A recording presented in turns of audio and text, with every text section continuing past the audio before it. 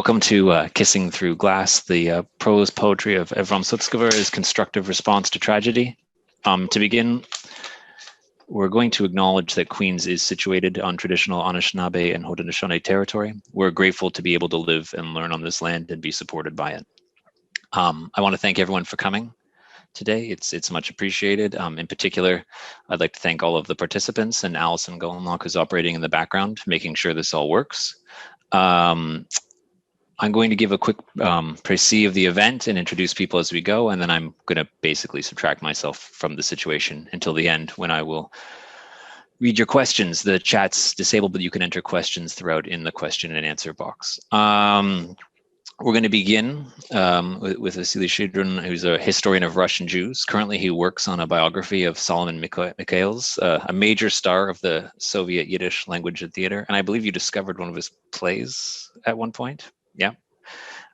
He's going to give a little historical background.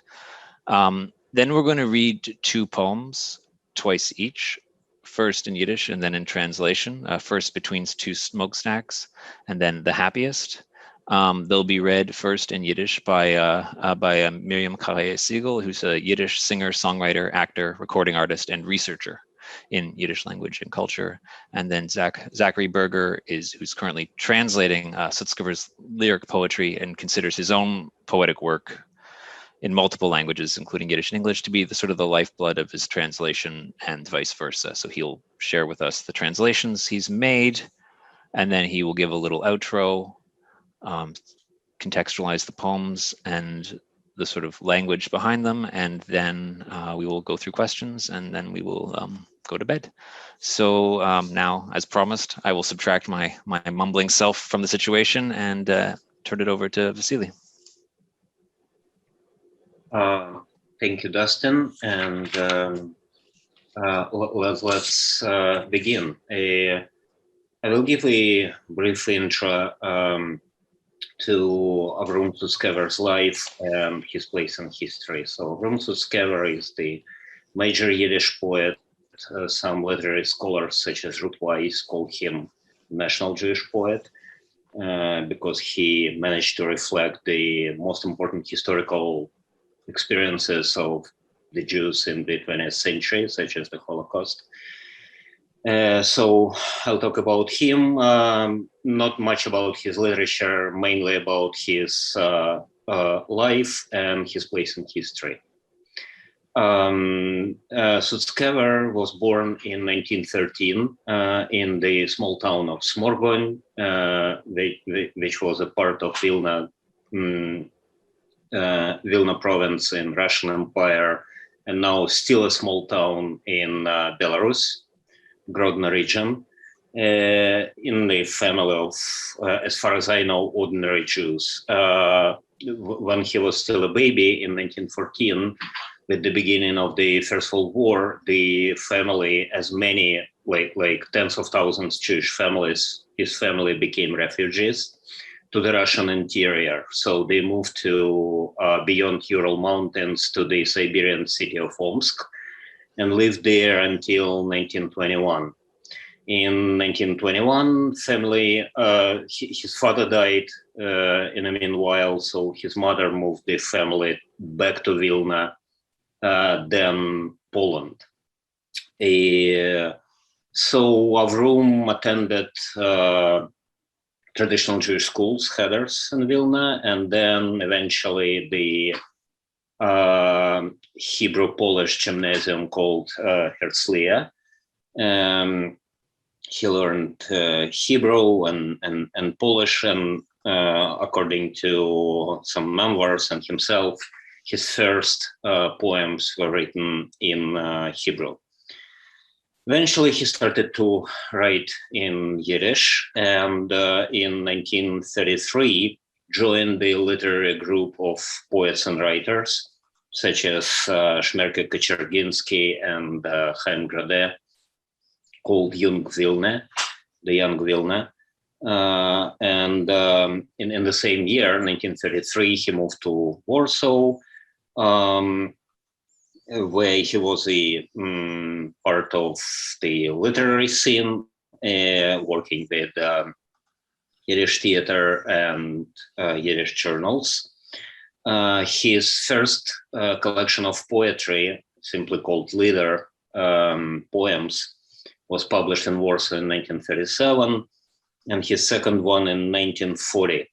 I'm not sure if it was still Warsaw already, Vilna. Back then, Vilnius, the capital of the newly independent, semi-independent, the Soviet Lithuania, that became the part of Soviet Union after the beginning of the Second World War. In 1939, he married to Fratke, his wife of many decades. And in Soviet Lithuania, in Vilnius, he became an important writer because the Soviets supported Yiddish, and the Soviet Yiddish that started to fade by the late 1930s was reinforced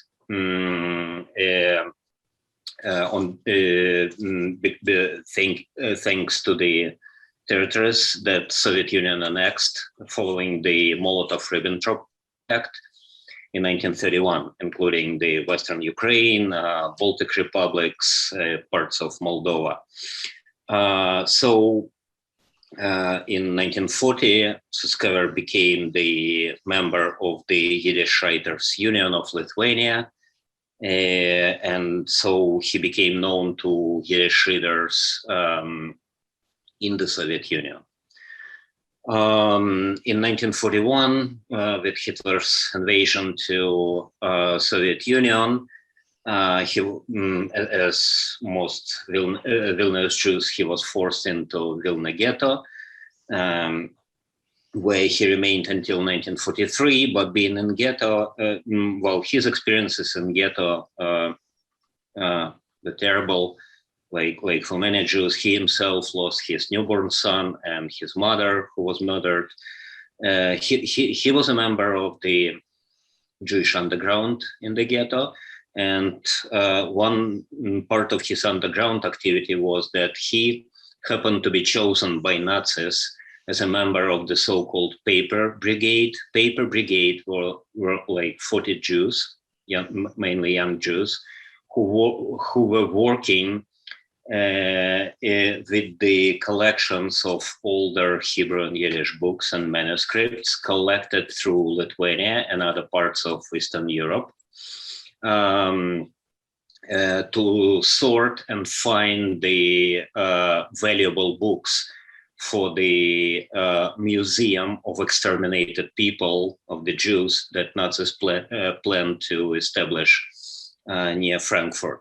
So as a member of Paper Brigade, he managed to hide a lot of cultural treasures, a lot of books and manuscript that he later, after the war, together with his fellow poet and the underground member Cherginsky, managed to move to Poland and then smuggled to France, and from France to New York, where they ended up at the Library and Archives of the UA Institute for Jewish Research. Among other things, in ghetto, he continued to write poetry, and he was a winner of the Ghetto Literary Prizes. In 1943, he managed to escape the ghetto and join the partisan unit, Soviet-supported partisan unit in the Narach forest, and he was a partisan fighter until March 1944, and in late March, early April 1944, he and his wife Fratke were smuggled to Moscow by the airplane dispatched for them from Moscow. How that happened, according to stories and anecdotes and Sutzkever's own interviews, he used to know the Lithuanian whose name was Justas Paleckas. Justas was the first president of the Soviet Lithuania, and he was the Lithuanian president in exile living in Moscow. So one fellow partisan, managed to smuggle a Sutzkever's poem called Nidra to Moscow, where Poleskis read it and showed it to Ilya Ehrenburg. Ilya Ehrenburg was the member of the Soviet cultural elite, the major writer and journalist, and then the member of the Jewish anti-fascist committee founded in the Soviet capital in 1941. So Ehrenburg and Poleskas were responsible for pushing Soviet authorities to move Sutzkever to Moscow. On April 2nd, 1944, Sutzkever was already in Moscow, and he, among other, he delivered a speech about his experiences in Partisans Unit and Vilna Ghetto, and he spoke about the Holocaust for the plenary meeting of Jewish Anti-Fascist Committee with 3,000 attendees in one of the major halls in the city of Moscow. At the same plenary meeting, he was voted to become a new member of the Jewish Anti-Fascist Committee. He and Chaim Grade were co-opted into the committee, according to some Soviet reports, to balance quote-unquote emotional and nationalistic Yiddish poets like David Bergelson and Peretz Markesh, who were members.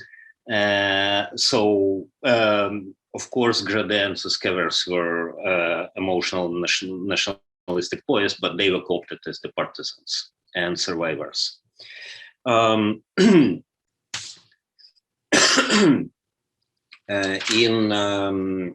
the same month, 1944, Sutzkever was co-opted to the committee, to the editorial committee that was responsible for the preparation of the Black Book, the record of the Holocaust experiences of the Soviet Jews. And then in Moscow, he met members of the Soviet Jewish elite, many of them major Yiddish writers and other cultural figures, including Solomon Mikhoels.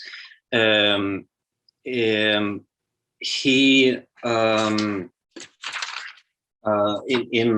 46, he left Moscow. He eventually moved to Poland, then France, then to Palestine, and he lived in Tel Aviv from 1948 to 2010, and his death being a founder and editor of the major Yiddish magazine Golden Kite. To finish this overview, I want to sum up that Sutzkever happened to be a double survivor, both of the Holocaust and also the anti-Semitic campaigns of late Stalinism, because he managed to live in 46 before it all started. He used to be a confidant of the informal leaders of the Soviet Jews, including Mikhoels and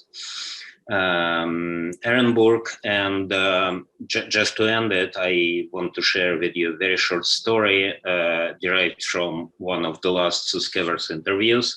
When he was 88, he remembered how he was chosen to testify at Nuremberg trial, and he planned to assassinate German Goering. So he had a pistol that he preserved from his partisans' years, and he carefully planned that assassination. Before he went to see Ehrenburg in Moscow, and Ehrenburg read in his mind, according to Sutzkever, that he is planning this. So Ehrenburg told him, I know you want to avenge our people, but don't do it. If you kill Goering, then Soviets would think that you were sent by Americans. Americans would think that you were sent by Soviets. Was that story historical truth or poetic imagination? No one knew, but there is Sutzkever in this story, both historical and poetic. Thank you. Thank you, Professor Shedrin. And I think that's a story which I hadn't heard before. It is actually a great segue and something that I'll mention perhaps in the outro and in the discussion after we read these prose poetry pieces. Miriam-Khaye Siegel and I are now going to read two pieces of prose poetry twice each, so that all of our listeners and participants have a chance to really soak in the prose and the poetry. And before I give Miriam-Khaye the floor and she'll read the Yiddish versions, I want to ask briefly that all our participants, all our listeners really ask themselves one question as they listen to these two pieces of prose poetry. And that is, who are the narrators and what exactly is being described? And I think those questions apply to both pieces of prose poetry that we're going to read. And they are both difficult questions to answer. So really close attention will really be worth your while to understand why these pieces are evocative and difficult. So what I'm going to do, we're going to read two prose pieces, first in Yiddish, then in English. The first one is called Zwischen zwei Koimens. So I'm going to turn off my video and let Miriam-Khaye start with her reading of the first short piece, and I'll read it in English.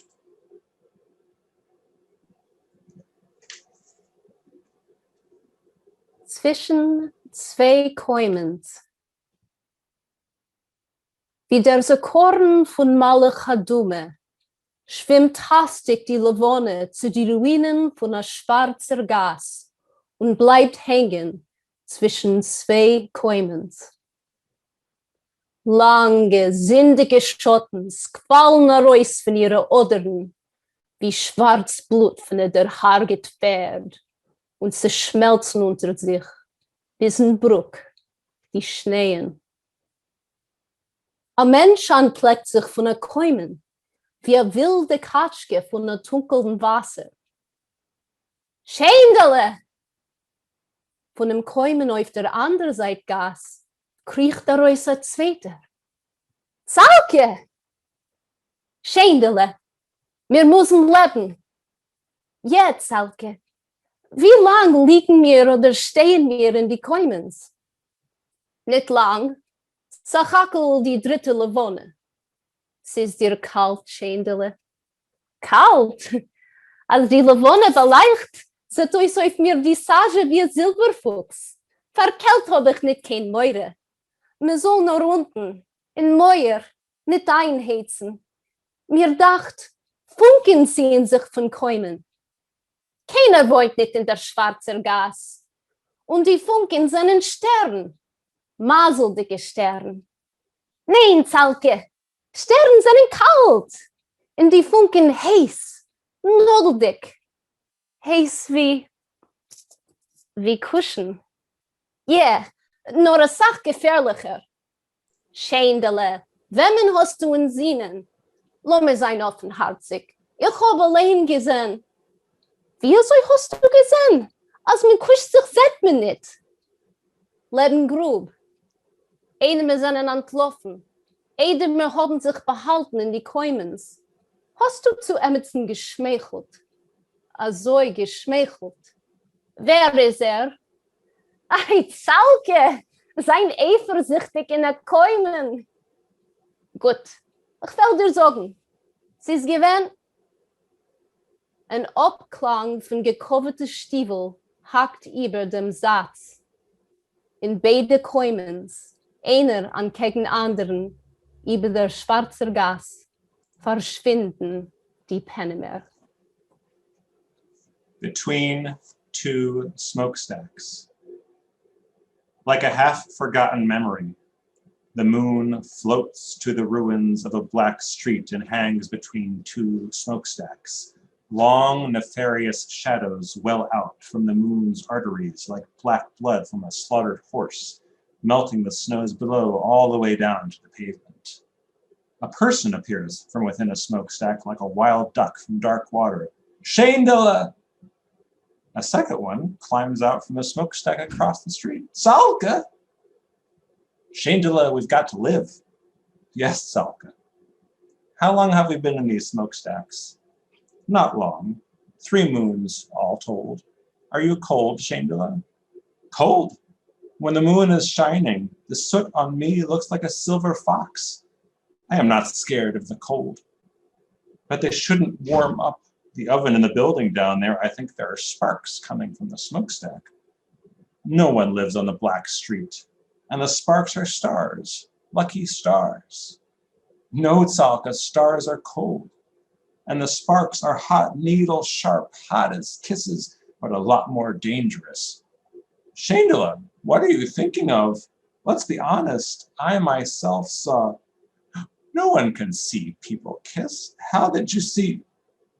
Next to the pit, before we ran away, before we hid in the smokestacks, you smiled at someone. Such a smile. Who is he? Oh, Salka, to be jealous of a smokestack. Okay, I'll tell you. It was an echo of hobnailed boots cuts through the exchange. In both smokestacks, opposite each other on the black street, the faces disappear. At this point, I forget whether we were going to read the second piece or read this one again. I think we're going to repeat this one just to give people a chance to hear again the Yiddish and the English, again between 2 smokestacks. Zwischen 2 Käumens. Wie der Korn von Malach Hadume schwimmt hastig die Levone zu die Ruinen von a schwarzer Gas und bleibt hängen zwischen 2 Käumens. Lange, sindige Schottens quallen heraus von ihren Odern wie schwarz Blut von der harget Pferd und sie schmelzen unter sich bis in Bruck die Schneien. Ein Mensch anpleckt sich von a Käumen wie a wilde Katschke von a dunkeln Wasser. Shandala! Von dem Käumen auf der anderen Seite Gas kriecht raus a zweiter. Zalke! Shandala, wir müssen leben. Ja, Zalke, wie lang liegen wir oder stehen wir in die Käumens? Nicht lang, sachakel die dritte Levone. Es ist dir kalt, Shandala? Kalt! Als die Levone beleicht, zet euch auf mir die Sage wie ein Silberfuchs. Verkalt hab ich nicht kein Meure. Man soll nur unten in Meuer nicht einheizen. Mir ducht, Funken ziehen sich von Käumen. Keiner wohnt nicht in der schwarzen Gas. Und die Funken sind Sterne, maseldicke Sterne. Nein, Zalke, Sterne sind kalt und die Funken heiß, nodeldick. Ja, heiß wie Kuschen, nur eine Sache gefährlicher. Shandala, wem hast du in Sinnen? Lass mir sein offenherzig. Ich habe allein gesehen. Als mir kuscht sich sagt mir nicht. Wieso hast du gesehen? Leben grub. Eder mir sind entlaufen. Eder mir haben sich behalten in die Käumens. Hast du zu Emerson geschmeichelt? Also geschmeichelt. Wer ist er? Ei, Zalke, sein eifersüchtig in der Käumen. Gut, ich will dir sagen, es ist gewesen. Ein Abklang von gekoverten Stiefel hackt über dem Satz. In beide Käumens, einer an gegen anderen, über der schwarze Gas, verschwinden die Pennemer. Between 2 smokestacks. Like a half-forgotten memory, the moon floats to the ruins of a black street and hangs between 2 smokestacks.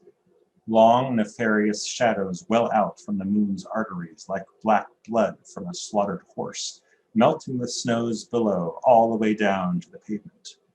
A person appears from within a smokestack like a wild duck from dark water. Shandala!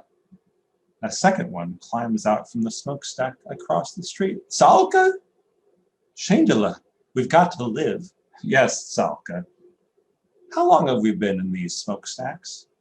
Not long, 3 moons all told. Are you cold, Shandala? Cold. When the moon is shining, the The soot on me looks like a silver fox. I'm not scared of the cold, but they shouldn't warm up the oven in the building down there. I think there are sparks coming from the smokestack. No one lives on the Black Street. And the sparks are stars, lucky stars. No, Tzalka, stars are cold, and the sparks are hot, needle sharp, hot as kisses, but a lot more dangerous. Shandela, who are you thinking of? Let's be honest, I myself saw. No one can see people kiss. How did you see next to the pit, before we ran away, before we hid in the smokestacks? You smiled at someone, such a smile. Who is he? Oh, Tzalka, to be jealous of a smokestack. Okay, I'll tell you. It was an echo of hobnailed boots cuts through the exchange. In both smokestacks, opposite each other on the black street, the faces disappear. Now we'll read a second piece, again, twice in Yiddish, first in Yiddish, then in English, then again. This piece is called The Happiest.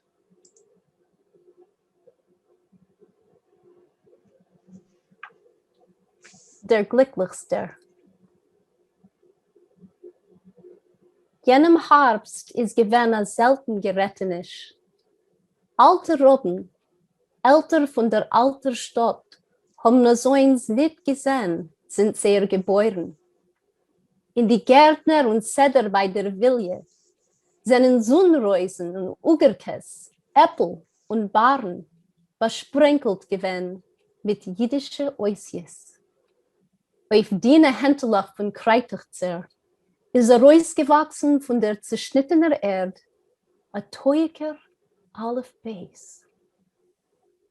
Und dort, wo es ist gewesen mein Heim, und die Heim hat raufgerettet auf Feierwochen hecher von der Zeit, hat Mama Erde sich verwandelt in eine schämesdicke Lonke. Ockerst bin ich aufgestanden in Tchies Hamesim, bin gewesen hungrig zu leben. Ein Neugeborener mit lehmigen Lippen bin ich zugefallen zu einer Peere. Und die Peere ist gewesen so wie Burstein an kegen Feier. Und ihre jiddische Oisies haben euch sonnige Reus geleuchtet von innen wenig. Ich torne nicht erzählen, sie ich hab eingebissen die Peere. Erzählen mag ich ja, als ich hab gelernt ihr geschrieben.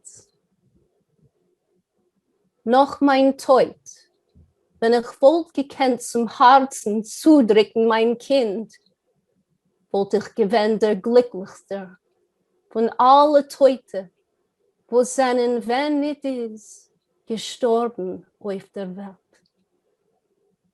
Von jemand, sind jemand, wogelig über Welt und Umwelt, wogeln sich allein und such Nischter, dem Namen von dem unbekannten Singer, such dem glücklichsten von allen.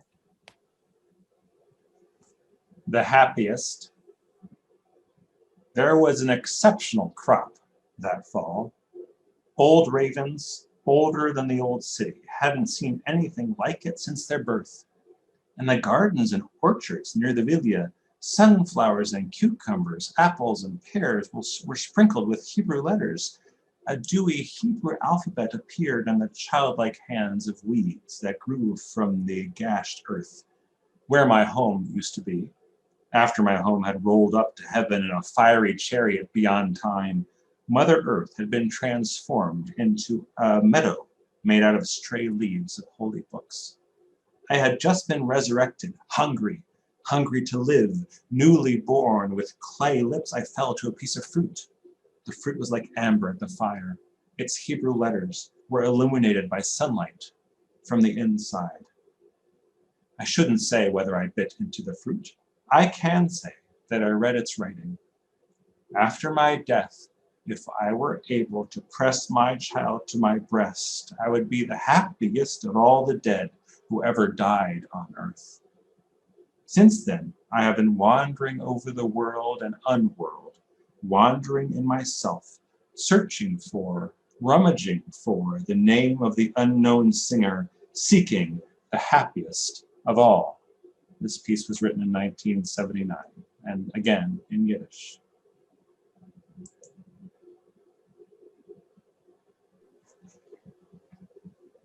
Der Glücklichster. Jenem Herbst ist gewesen selten gerettenisch. Alte Robben, älter von der alter Stadt, haben Sohns nicht gesehen, sind sehr geboren. In die Gärtner und Zeder bei der Wille, seinen Ugerkäs und Sonnenreusen, Äppel und Baren, besprenkelt gewesen mit jiddische Oisies. Auf die kinderische Händler von Kreitichter ist rausgewachsen von der zerschnittenen Erde ein teuer Aleph Beis. Und dort, wo es gewesen mein Heim, und die Heim hat raufgerett in der Feierwogen höher von der Zeit, hat Mama Erde sich verwandelt in eine schämestige Lonke. Auch erst bin ich aufgestanden in Chies Hamesen. Bin gewinn hungrig zu leben. Ein Neugeborener, mit lehmigen Lippen bin ich zugefallen zu einer Pere. Und die Pere ist gewinn, also wie Burstin an kegen Feier. Und ihre jiddische Oisies haben euch sonnige rausgeleuchtet von innen wenig. Ich tor nicht erzählen, sie ich hab eingebissen die Pere. Erzählen mag ich ja, als ich hab gelernt ihr Geschriebens. Noch mein Teut, wenn ich wollt gekannt zum Herzen zudrücken mein Kind, wollt ich gewinn der Glücklichste von alle Teute, wo seinen Wenn nicht ist, gestorben auf der Erde. Von jemand sind jemand, vogelig über Welt und Umwelt, vogel in sich allein und such nichter, dem Namen von dem unbekannten Singer, such dem glücklichsten von allen. The happiest. There was an exceptional crop that fall. Old ravens, older than the old city, hadn't seen anything like it since their birth. In the gardens and orchards near the Villa, sunflowers and cucumbers, apples and pears were sprinkled with Hebrew letters. A dewy Hebrew alphabet appeared on the childlike hands of weeds that grew from the gashed earth.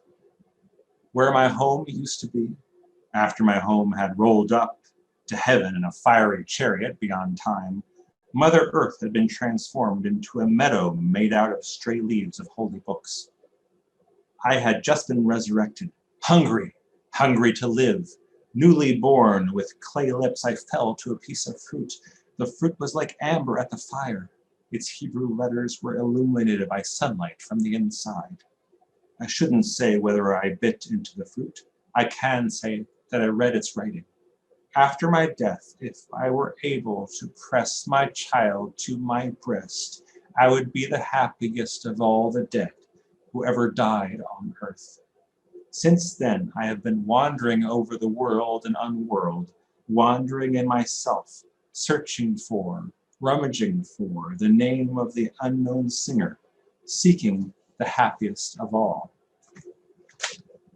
So I'd like to say a few brief words about these pieces, how they illuminate, to use a word from the second piece, Sutzkever's oeuvre, and what they say or don't say about Yiddish and about this prose poetry genre of Sutzkever's that is found in my newly translated work, which I'm going to hold up here.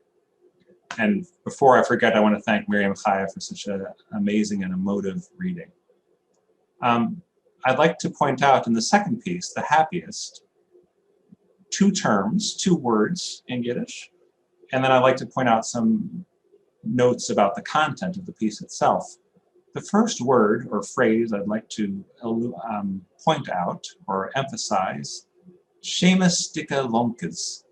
A shema is a torn out leaf or page of a holy book, scattered and traditionally buried or given respect to, as one might to a living thing. And a lonka is a meadow.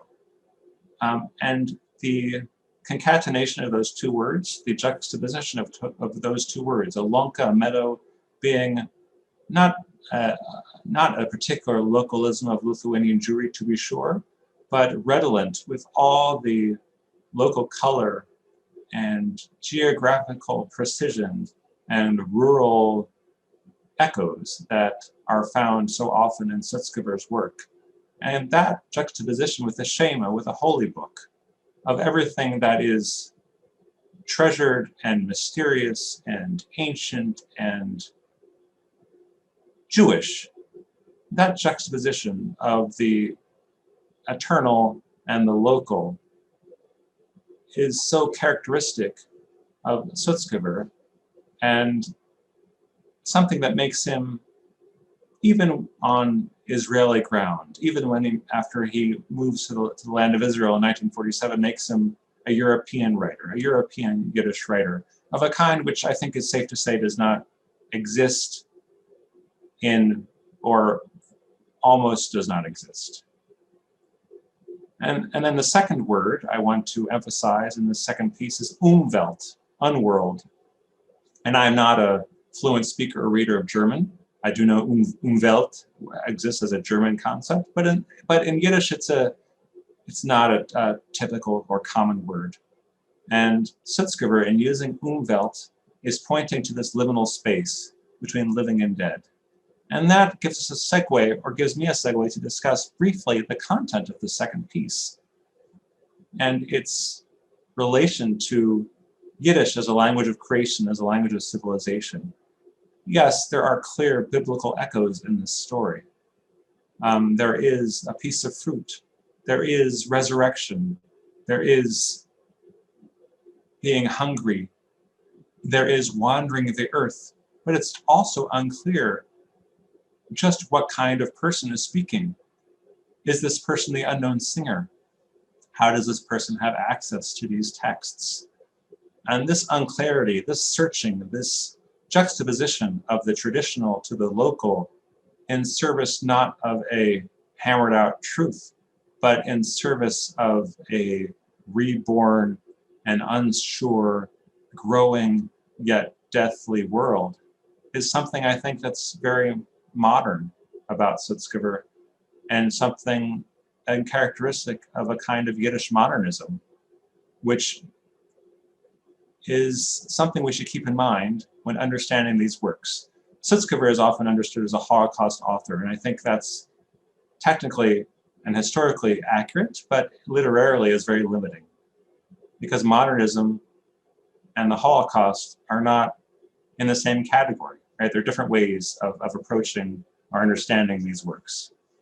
I want to say something briefly again about the first piece, Between Two Smokestacks. And one of the reasons I wanted you, our audience, to have on your thinking caps before we read this piece is so that you would not be, or rather you would be conscious of just what smokestacks mean or don't mean in this piece, because I have to say, maybe I'm the only one that thinks this, but when you hear of the Holocaust and then you hear of a piece having to do with smokestacks, you think you know what smokestacks those are. And in this piece, we discover these are another kind of smokestacks altogether, of a different period.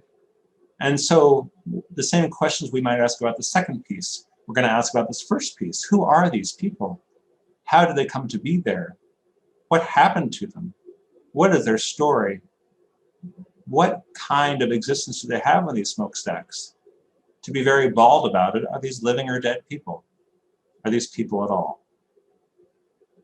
So the juxtaposition of these two pieces, again, of this liminal space, this Welt and Umwelt, this world and unworld, this striving to be reborn even as one walks the earth dead, is a kind of experience that, to paraphrase, if not quote directly, my friend Mark Kaplan, is something that a minority language has.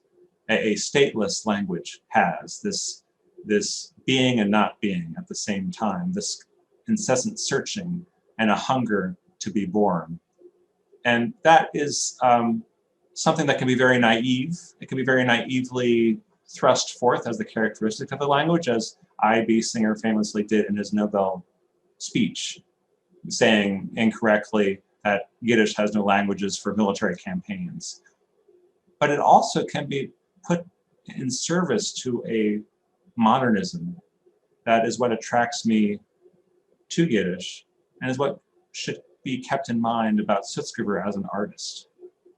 Not a traditionalist, not a Holocaust writer, Tuco, and not even a Zionist predominantly, although each of these things have been used to try to reduce him. But a writer in Yiddish, with all that implies. And with that kind of defense, maybe, against these oversimplifications, I'd like to ask you to understand this complexity of Sutzkever, and maybe we'll keep that in mind as we answer the questions that I hope you have asked and that Professor Atlas will introduce us to.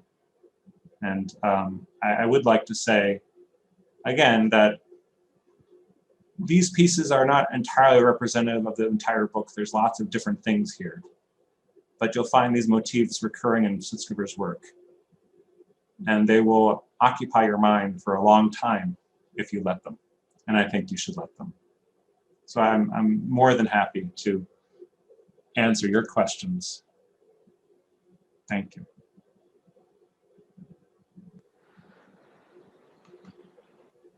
Okay, so people actually haven't really asked many questions yet. I'm assuming partially because of the nature of the beast. Yeah. But I actually was wondering if you wouldn't mind answering first your question that you asked everyone to.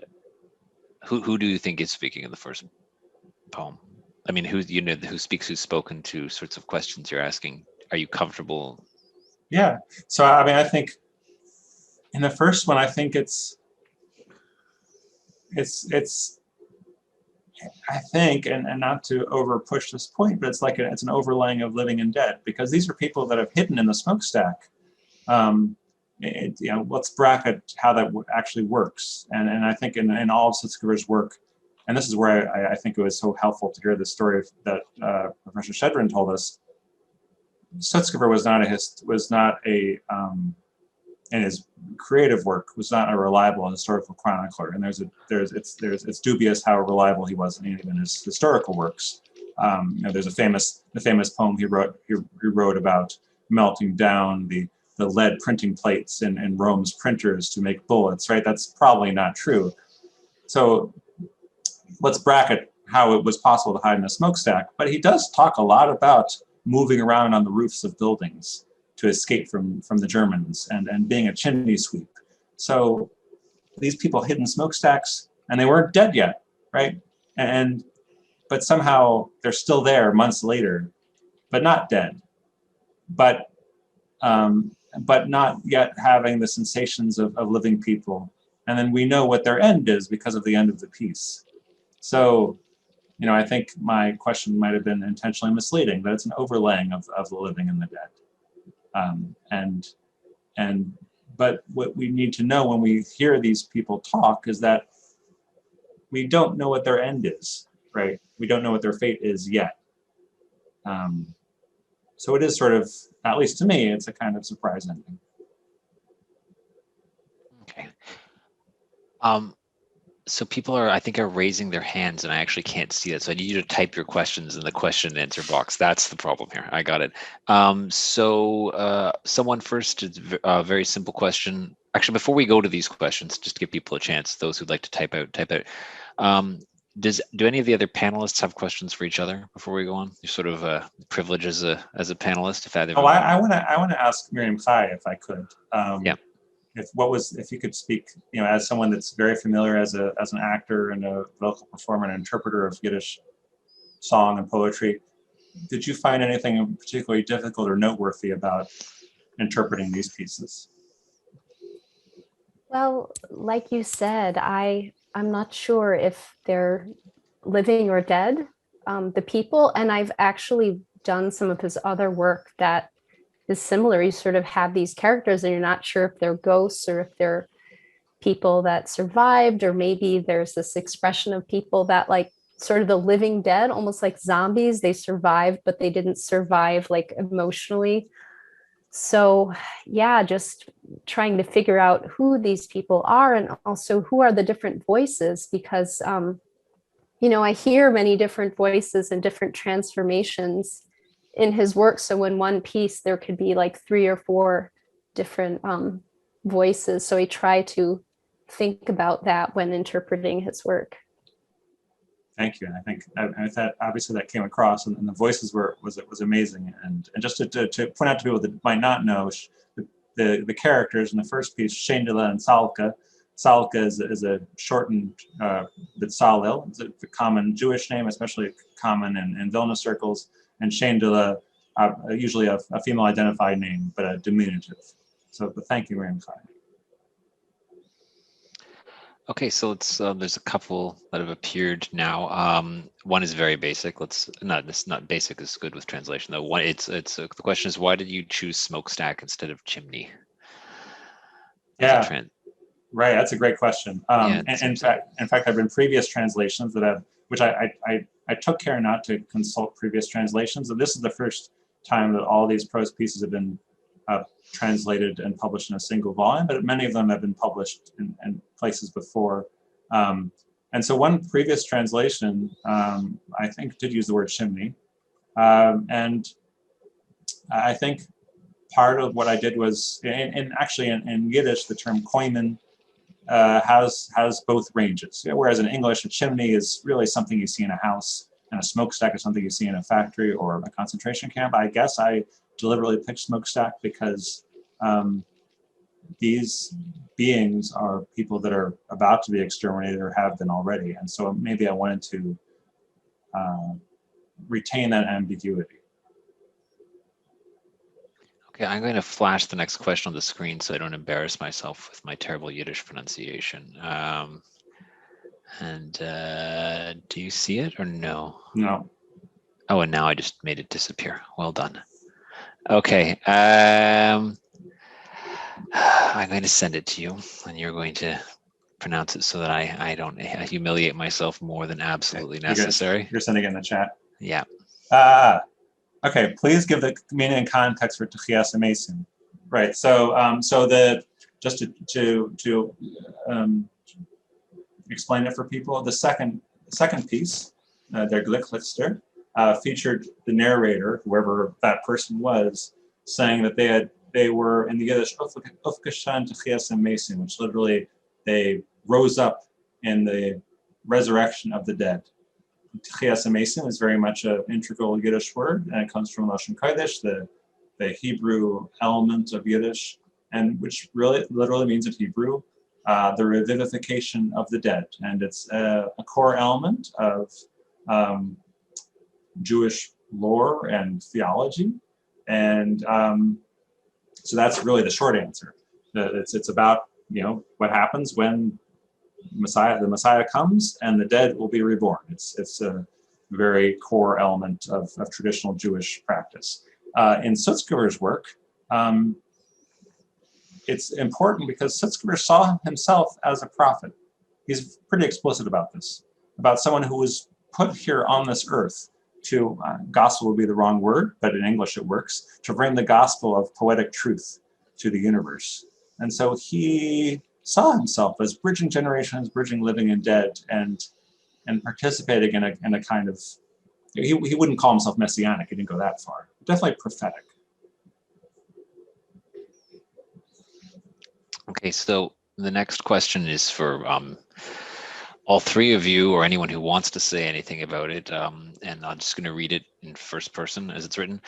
I was thinking about Abby Singer's quote that Berger mentioned as well in the romanticization of the politics of Yiddish. Can any of the speakers say more about poetry in particular vis-a-vis this question as opposed to other kinds of literature? So I guess how is in terms of the politics of Yiddish, how is poetry different from other forms of Yiddish literature? Wow. Well, I'll answer that first because I don't quite know how to answer it, so I might as well get embarrass yourself. Yeah, rails are first, right? And because I mean, it's a huge question, right? And it's a huge question for Sutzkever. Sutzkever was one of the many Yiddish writers for whom we lack a critical biography. But it's definitely, and claims are made for him that he was not one of the political writers of Young Vilna, of pre-war Yiddish Vilna, which is of course untrue, right? He was part of a Yiddish political scout troop called the Bean, which was a territorialist Yiddish writing youth group. His poetry was political, but in a different way than his contemporaries. He was not explicitly championing of a given political ideology, but he did write about Jewish communities and the relationship with non-Jews. And I guess the question is about romanticization. You know, he definitely, and definitely in his post-war writing, he wrote about the place of Israel as a Jewish homeland. And I think maybe an answer to this question is that poetry gave him carte blanche to be somewhat, I think romanticize is a good word. He saw himself he was in a very kind of neo-romantic way, but it also gave him a chance to be inexact or not inexact linguistically, but not exact politically. He could write about the Jewish state while writing hardly at all about Palestinians or Arabs, or to the extent he did so in a kind of romantic way or exoticizing way. So I think it's the core of the question is good. I can't give a satisfactory answer, but that's my attempt, and I'll stand by it. Does anyone want to complement his unsatisfactory answer with another unsatisfactory answer? I can try. In my view, and I wanted to add it about the place in history that Sutzkever occupies. I see him in the paradigm of the figures in modern Jewish history, especially in Eastern Europe, where, according to many scholars and many views, rabbis eventually yielded to historians as the intellectual leaders and even political leaders. I would say that was largely a phenomenon of the 19th century, end of the 19th century, beginning of the 20th century, when historians like Simon Dubnow romanticized Jewish history, taking history writing on the new level, and especially focusing on Eastern European Jews. In the 20th century, and especially in the interwar period, I would say the leadership was shifted from historians to poets as the paradoxically more democratic leaders of the people, because, well, however popular Dubnow's histories were, Yiddish poetry appealed to more people. So I just suggest that that you may consider this paradigm of sorts.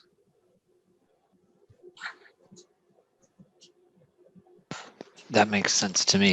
Miriam-Khaye, do you have anything to add, or you want to? Okay. Oh, yeah. I'm not a literature specialist, but I really like what Sholem said about the inexact nature of poetry. I mean, I really think, I believe that Sutzkever's work is described as prose poetry. I just think there's something really visceral and immediate about his work and about poetry generally in Yiddish that makes it different from other types of literature. Can you maybe push a bit further on the distinction here between prose poetry? I know I'm being really unfair because you're sitting on a literature person, but you are a reader. So between prose poetry and other forms of Yiddish poetry, is there in terms of, I don't know, maybe any of you would like to afterwards, but can you like sort of push on that, like what the distinction is in terms of what it does? I think, I mean, in terms of from a stage perspective, it's sort of like you're telling a story, but not really, because the meaning isn't always clear and there's these different characters, but it's really different. It's not like I'm going to recite a poem. It's more like you're kind of taken to another world. It's kind of, I don't know how to describe it, but it really lends itself to imagination and different characters, while at the same time it has that inexact nature where you're not quite sure what he means. Or where you are. Yes. Yeah, I would add to that. Sutzkever initially called these pieces Beschreibungen, descriptions. Later he called some of them stories, but I think the first term is more representative of what they are. And as Miriam-Khaye pointed out, they're not quite structured with the same narrative one would expect from a story. And I think, I haven't quite figured out what the lines of influence were from other works. He was obviously very well read in a number of literatures, but particularly in the Polish and Russian literatures. And I think I'm sure were directions of influence that he took from other similar works. So we have another translation question. The word is blonzen, I guess. Again, my pronunciation of all languages, including English. You've already made fun of my English before we began this, so I see no reason why I should humiliate myself in multiple languages. Why you chose wandering as opposed to, say, shambling or shuffling? I think blonzen it's a pretty common word, actually. It does mean it means wandering. It has there's different phonetic versions of it in different dialects, right? Blonken, blongen, but that's what it, I don't know, that's sort of what it means. And so wandering, you could imagine other synonyms you might use, like, oh goodness, now my English is blanking, but I don't know. I feel like that's not one of the hardest words. It's pretty okay. Clear. It's pretty clear what it means. I'm going to ask another annoying question then, because we're going to run out of time soon, but I'm going to use my moderator's privilege to ask them. What can you give us an example or two of a few of the words that did give you the greatest trouble translating and out of tonight's two poems? Yeah, well, think of like, so if anyone were to criticize me, and I'm happy to do that. Yeah, and well, I was thinking Miriam-Khaye is not the type to criticize in public, but I was sort of feeling guilty that I translate Yiddish oisius as Hebrew letters, right? Nothing against Hebrew, certainly, right? But it's actually surprisingly difficult because it literally means Yiddish letters, right? But when you say Yiddish letters in Yiddish, you're not just talking about Yiddish, you're talking about the entire universe culturally of these aleph base, of these letters which are used for the whole diglossia, if you buy into the diglossia depiction, right, of a Yiddish Hebrew universe, an Aramaic universe. So calling it Yiddish letters would be inexact, and calling it Hebrew letters in English is also inexact, but at least to an outside reader coming outside this universe, I think it's more connotationally, or it's less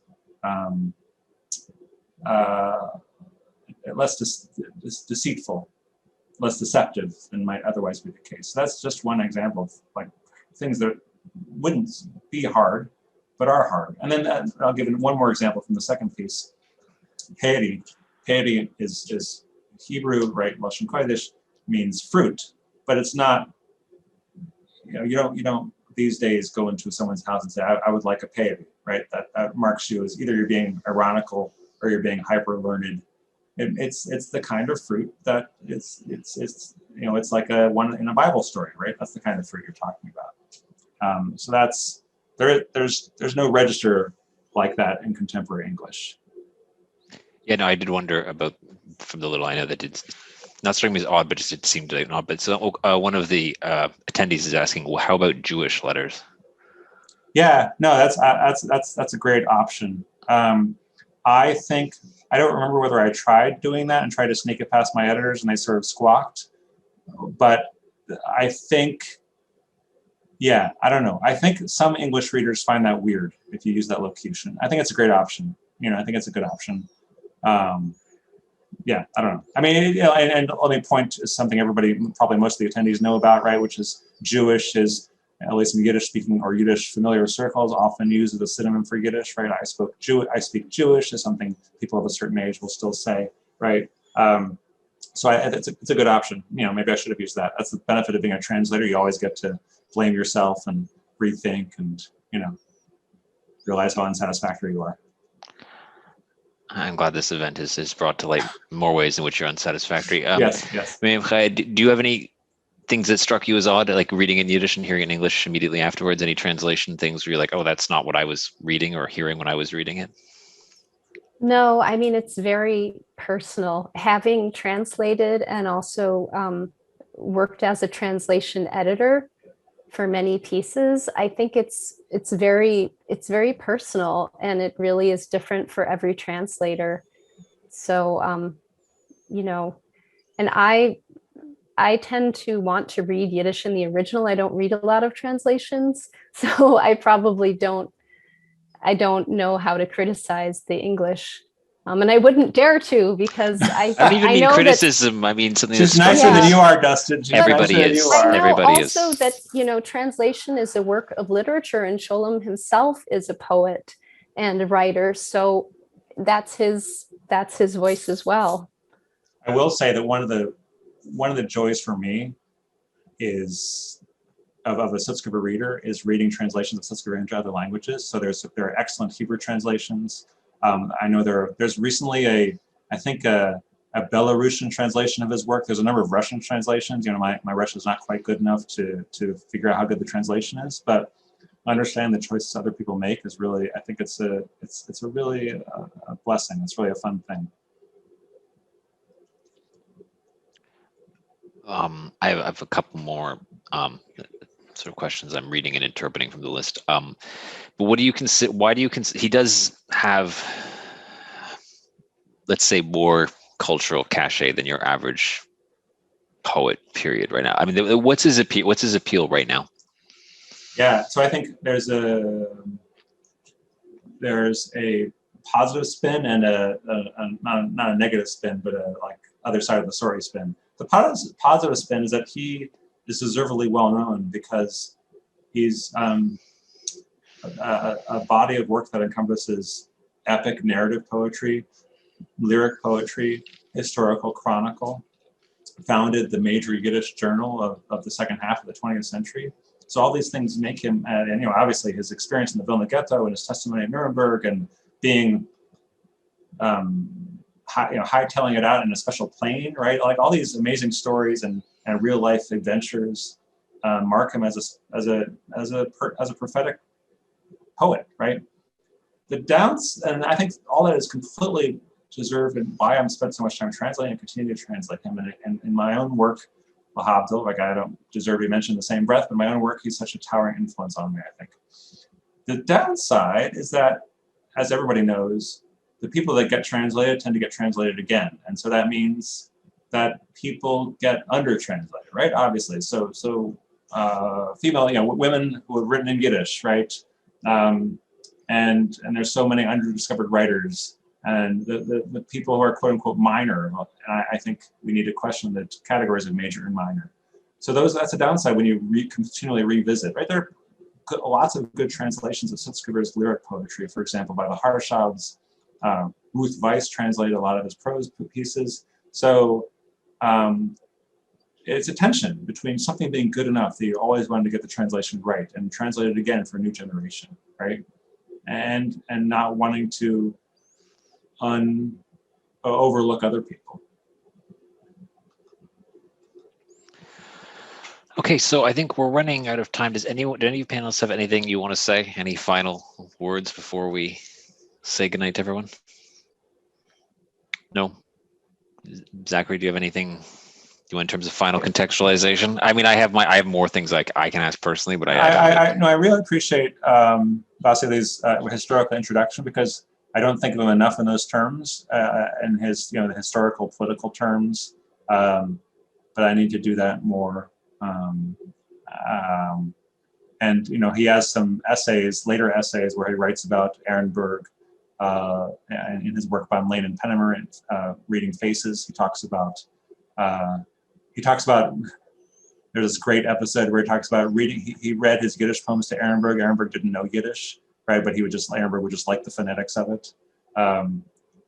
So I really appreciate hearing that. And I just want to say thanks again to Miriam-Khaye. It's really just amazing hearing these things read properly. It's just, I want to hear more this way. It would be great. Yeah. It's very interesting, by the way, that two major members of the Jewish Anti-Fascist Committee, Ehrenburg and Michoels, were not communicated well. They found in Sutzkever the mediator. Oh, right. Which was very interesting. I just discovered this fact reading his interviews and essays. Yeah, there's an odd. We're not quite done. Sorry, I'll let you everyone go in a few minutes. But and now of course questions are popping up because that's how this works. But I would say the cliche for most of my students and young people is that the poet is a sort of like the idea that a poet has anything to do with violence is sort of anathema to their worldview, right? Like a poet sits in a coffee shop and wears black and has like a spiral bound notebook, and like the most violent thing they may do in their life is pin a butterfly. When attempting to assemble the poster for this, we had to trim the gun out of the picture of him for the poster, right? So as to not give the wrong impression. Not that there's a right impression. But it doesn't come through in the two poems you read, right? And this is an oddity, right? The sort of political, a man about attempting to assassinate someone, and then these poems, or does it? Am I missing something? Do you hear the violence in his poetry? There's another piece, which is a longer piece, which takes place, generally speaking, after the war, it seems, where Sutzkever, or the narrator, visits a foreign country and is taken by his host in that foreign country to a nightclub, where, and it's sort of an exoticization of a foreign clime where there's a political leader who is going to be overthrown. And in the final scene, his host, or penultimate scene, his host asks the narrator to dine with him on monkey brains. And in the final scene of this piece, the narrator, we see that the letter that the narrator wrote to his host, explaining that the narrator was the host was a very worthwhile host, but were the host to have been at Auschwitz, the host would have killed the narrator. So I think it's a really arresting depiction of violence at the heart of any political agenda. And I think it's interesting that Sutzkever set it in a non-identified place, and certainly not Jewishly identified. So problematically, I think, exoticizing and orientalizing in a certain way, obviously, but also interesting who he identifies as violent, and he identifies himself as the narrator fleeing from that violence, which is not what he did when it was time to use violence. And the final question, but more technical. You say you didn't consult other translations before translating. Did you consult afterwards? And if so, like have you noticed any significant ways in which you've departed from previous? I have to admit, I'm like Miriam-Khaye. I don't read translations from Yiddish all that often. I feel guilty when I do so. So. Okay. Nope. Well, let's end with your guilt then. Awesome. I would like to thank everyone for coming. This was really quite lovely, especially the three panelists. I really appreciate you taking the time to do this. And again, Allison in the background, who's pulling all the levers behind the curtain to make all of this happen. And thank you to everyone else who came, that made time out of your night for this. I appreciate all of you. And I hope everyone has a good night. Thank you so much. Thank you. Thank you. Thank you all. Thank you.